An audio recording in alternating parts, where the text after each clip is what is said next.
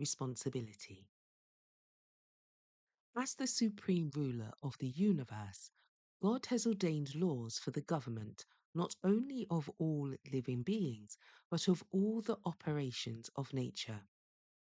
Everything, whether great or small, animate or inanimate, is under fixed laws which cannot be disregarded.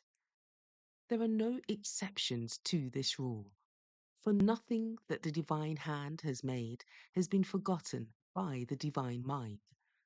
But while everything in nature is governed by natural law, man alone, as an intelligence being capable of understanding its requirements, is amenable to moral law.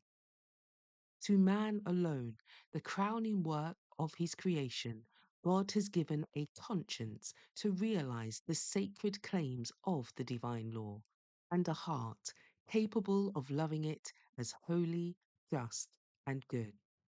And of man, prompt and perfect obedience is required.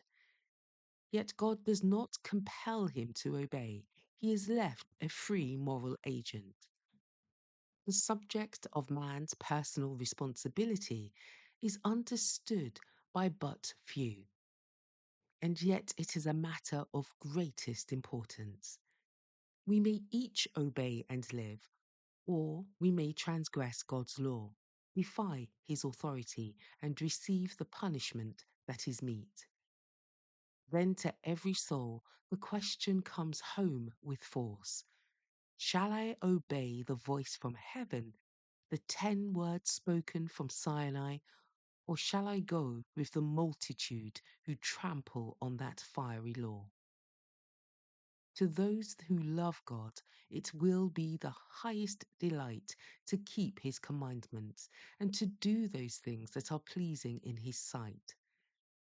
But the natural heart hates the law of God and wars against its holy claims. Men shut their souls from the divine light, refusing to walk in it as it shines upon them.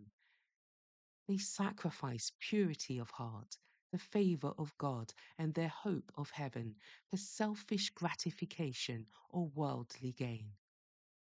Says the psalmist, "The law of the Lord is perfect." Psalm 19, verse 7. How wonderful in its simplicity, its comprehensiveness and perfection is the law of Jehovah. It is so brief that we can easily commit every precept to memory, and yet so far reaching as to express the whole will of God, and to take cognizance not only of the outward actions, but of the thoughts and intents, the desires and emotions of the heart. Human laws cannot do this. They can deal with the outward actions only. A man may be a transgressor and yet conceal his misdeeds from human eyes. He may be a criminal, a thief, a murderer, or an adulterer. But so long as he is not discovered, the law cannot condemn him as guilty.